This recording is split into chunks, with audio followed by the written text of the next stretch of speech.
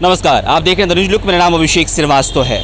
ITI के तहत कई छात्र हैं जो कि टेक्निकल शिक्षा लेते हैं, प्रशिक्षण लेते हैं और इसके बाद अलग अलग क्षेत्रों में काम करते हैं। फिलहाल आईटीआई के जो एसोसिएशन है, आईटीआई क्लब ऑफ इंडिया और बिहार प्राइवेट आईटीआई एसोसिएशन के जो तमाम जो लोग हैं वो यहाँ आज बैठे हुए हैं, धरना प्रदर्शन कर रहे हैं क्योंकि कई अनियमितता की बातचीत ये कर रहे हैं। इनसे सीधे जुड़ेंगे, इनसे बातचीत करेंगे, जानने की कोशिश करेंगे कि आखिरकार क्यों इन्हें गर्दनी बाग इस धरना स्थल पर धरना देना पड़ा है, आखिरकार कौन सी ऐसी लापरवाही है जिससे कि छात्रों को दिक्कत हो रही है और इन तमाम इंस्टीट्यूट चलाने वाले लोगों को यहाँ बैठना पड़ा है। फिलहाल इस दृश्य को देख लीजिए। ये तमाम जो पीछे आपको इस दृश्य स्क्रीन पर दिख रहे होंगे, जो तमाम संयोजक है जो कि अलग अलग जिलों में आईटीआई इंस्टीट्यूट चलाते हैं, तमाम लोग यहाँ पहुँचे हैं। क्या नाम है सर आपका? राजेश प्रताप सिंह। अपना एक परिचय दे दीजिए। बिहार प्राइवेट आईटीआई एसोसिएशन के अध्यक्ष हैं राजेश प्रताप सिंह। ठीक है, किस मांगों के लिए यहाँ बैठे हैं? हम लोग बिहार सरकार और भारत सरकार के आईटीआई के विरुद्ध जो नीति है और नियत है उसके विपरीत बैठे हैं, उसके विरोध में बैठे हैं। बिहार सरकार और भारत सरकार दोनों की एक मंशा है कि प्राइवेट आईटीआई बंद हो जाए और कॉरपोरेट घराने को ये आईटीआई संचालन की जिम्मेदारी दे दी जाए। इसका एक उदाहरण है, जब हम प्रशिक्षण देते हैं छात्रों को तो उसे परीक्षा का परिणाम चाहिए, परीक्षा चाहिए, लेकिन पिछले दिसंबर महीने से और अभी तक लगातार जो पहले परीक्षाएं ओएमआर सीट पर बहुवैकल्पिक प्रश्नों के माध्यम से ली जाती थी, पूरे हिंदुस्तान में केवल 2-3 दिनों में यह समाप्त हो जाता था, उससे भारत भर में 11 महीने में पूर्ण नहीं की जा सकी है। प्रत्येक दिन कभी किसी इंस्टीट्यूट के 2 लड़के, कभी 4 लड़के, कभी 10 लड़के, ऐसे 10 महीनों से परीक्षा आयोजित की जा रही है। इस बीच कई परीक्षा के आधारभूत संरचनाओं के विकास के कारण, नई विकास होने के कारण वहाँ परीक्षाएं रद्द हो जाती हैं। परीक्षा के पूर्व 1 सप्ताह पूर्व कम से कम उसका प्रवेश पत्र आना चाहिए। प्रवेश पत्र परीक्षा के 1 घंटे पहले आता है। कभी कभी तो ऐसा होता है कि परीक्षा के आयोजन के 1 घंटे बाद और उसके दूसरे दिन भी प्रवेश पत्र आता है। इन सभी समस्याओं से हम लोग भारत सरकार और बिहार सरकार के उच्चस्थ पदाधिकारियों को अवगत कराया, लेकिन उससे कोई सुधार नहीं हुआ। हमने कहा अपने पत्रों के माध्यम से मिलकर के निदेशक, हमारे जो मंत्री हैं, उन सबों से मांग की कि जब आपकी आधारभूत संरचनाएं जो सीबीटी एग्जामिनेशन के लिए आवश्यक है उसका विकास हो जाए, फिर आप कंप्यूटर बेस्ड एग्जामिनेशन का आयोजन करें, मुझे कोई तकलीफ नहीं है। लेकिन ओएमआर पद्धति के एग्जामिनेशन के बदले में आप सुगम और सरल बनाने के लिए कंप्यूटर बेस्ड एग्जामिनेशन का आयोजन किए और वो हो नहीं पा रहा है। आप परिवर्तन कीजिए। हम तो देख रहे हैं कि पूरे भारत में जो परीक्षा आयोजित करने वाली बोर्ड है वो पिछले कोरोना के कारण परीक्षण की अन्य कसौटी के आधार पर परीक्षाफल का प्रकाशन किया है, लेकिन यहाँ हमारे बोर्ड एकदम दृढ़ है कि नहीं, हम परीक्षा लेंगे।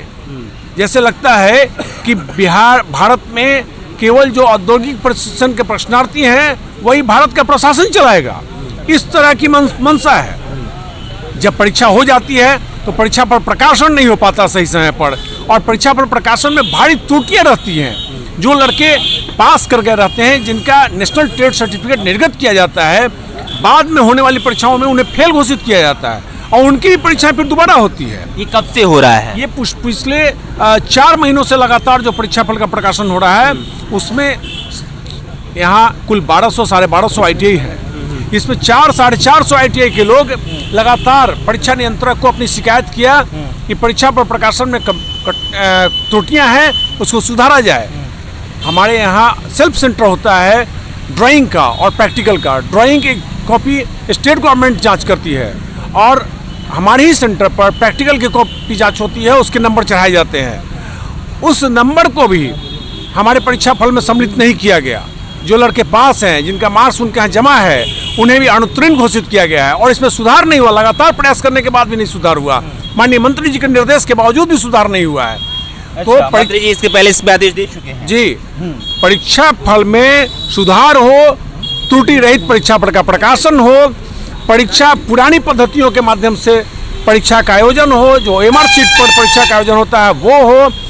तीसरी बात है कि जिन्हें अस्थायी मान्यता प्राप्त है उन्हें 5 वर्षों पर अनिवार्य रूप से उसका रीएप्लीकेशन कराए जाने का आदेश है, या फिर वैसे आईटीआई जो अपने आधारभूत संरचनाओं के आधार पर और मांग बाजार की मांग के आधार पर 2 ट्रेड या जो लोकप्रिय ट्रेड है उसमें मान्यता लिया है, उन्हें अलोकप्रिय ट्रेड में मान्यता के लिए जो बाधित किया जा रहा है उस आदेश को वापस लिया जाए।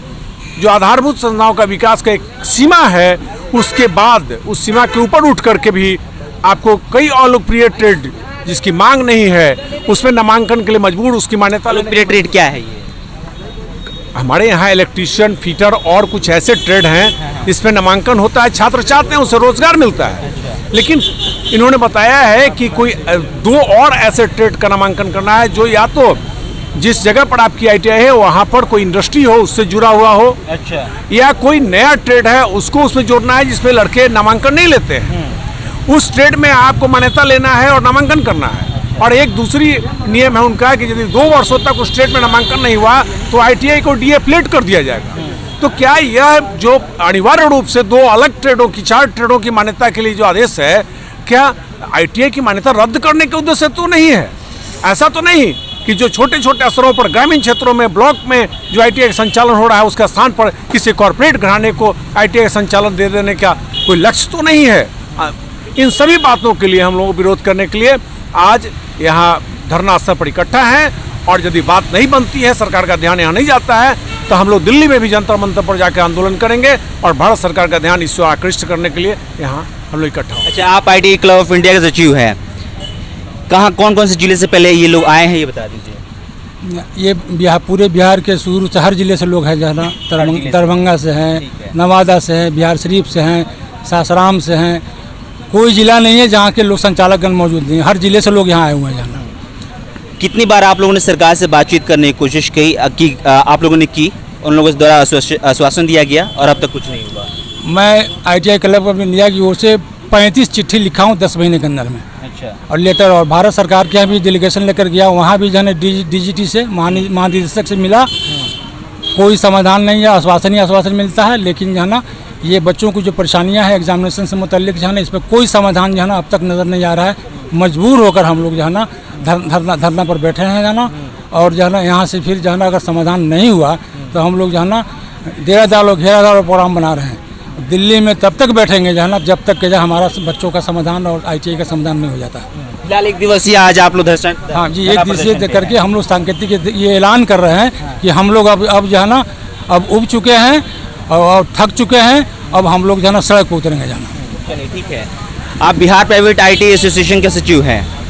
महासचिव। मेरा नाम संजय कुमार सिंह हुआ। अच्छा, सर जी क्या दिक्कत है? देखिए यहाँ पे बहुत तरह 3 तरह की मुख्य समस्याएं अभी आ रही है।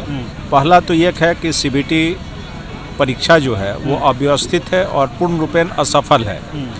अभी तक लगभग 1 साल, पिछले नवंबर में जो एग्ज़ाम चालू हुआ, अभी नवंबर आने वाला है, इसमें मात्र 50% छात्रों का एग्ज़ाम कंडक्ट हो पाया है।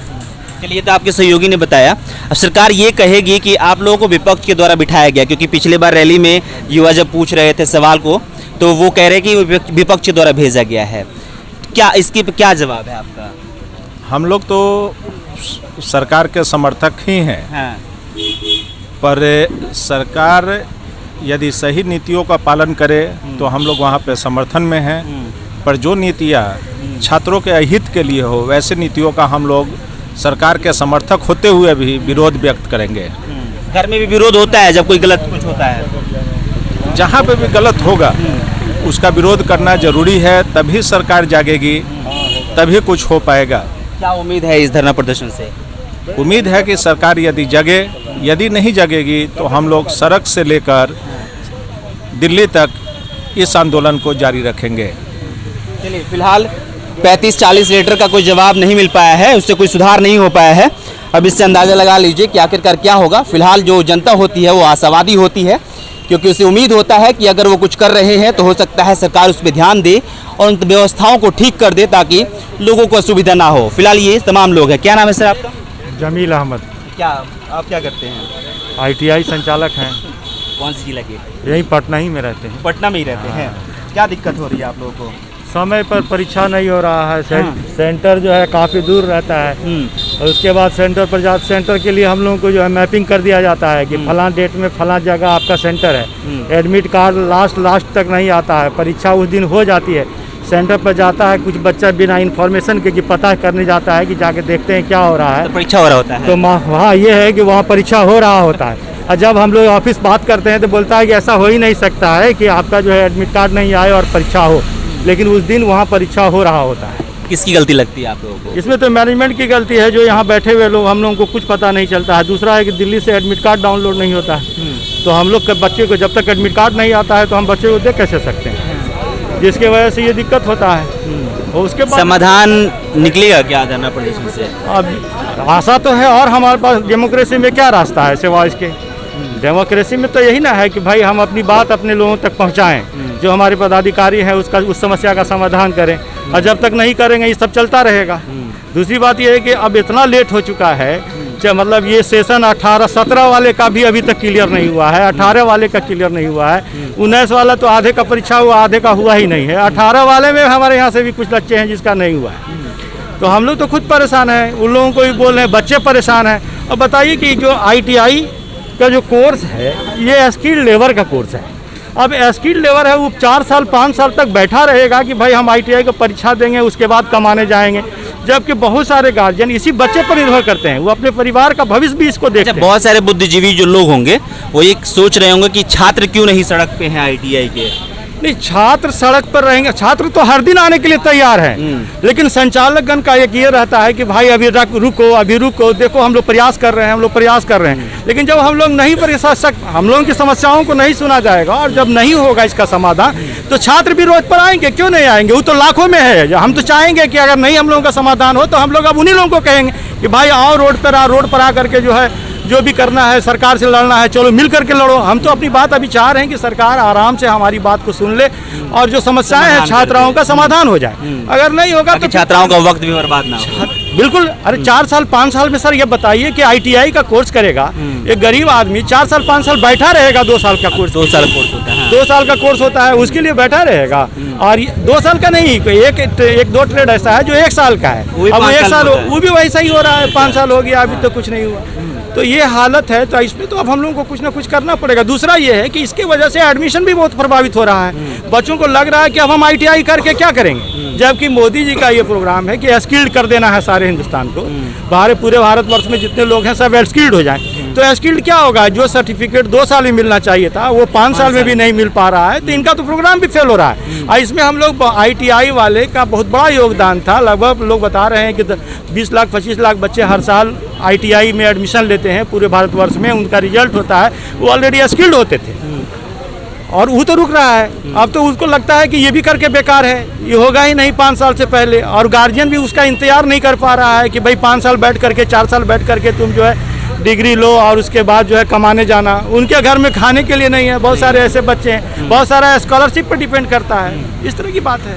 चलिए, फिलहाल ये तमाम जो ITI के इंस्टीट्यूट के संचालक हैं वो हैं, और ITI club of India, ITI जो बिहार ITI प्राइवेट एसोसिएशन है, तमाम उनके जो अधिकारी हैं वो यहाँ मौजूद हैं। अब देखना होगा कि आखिरकार इन प्रदर्शन का क्या कुछ फ़ायदा होता है। हालांकि इनका मानना है कि अगर कुछ नहीं होता है तो ये दिल्ली तक जाएंगे, वहाँ धरना प्रदर्शन करेंगे। 2 अहम सवाल, पहला ये कि आखिरकार क्या इसे भी सरकार विपक्ष का एक स्टेप या फिर विपक्ष का एक षड्यंत्र कह देगी। तो इसके लिए मैंने सवाल पूछा था कि क्या वाकई आप लोग विपक्ष के द्वारा भेजे गए हैं। दूसरा सवाल ये कि आखिरकार वो छात्र क्यों नहीं सड़क पर उतर रहे हैं। तो इनका ये मानना है कि उन छात्रों को इन्होंने कंट्रोल में रखा है ताकि ये खुद से इन तमाम असुविधाओं पे बातचीत कर सके, सरकार से अपनी आवाज़ उठा सके और इन तमाम असुविधाओं पे एक बेहतर विकल्प निकाल सके, और इन सुविधाओं को जो छात्र असुविधा का सामना कर रहे हैं उस असुविधा से उन्हें दूर कर पाए। फिलहाल देखने वाली बात ये होगी कि आखिरकार इन जो इंस्टीट्यूट के संचालक हैं उनसे ही बात बन जाती है या फिर छात्रों को सड़क पर उतरना पड़ेगा। फिलहाल सरकार को इन तमाम चीज़ों पर ध्यान देना चाहिए। इस खबर में इतना ही, बहुत बहुत शुक्रिया।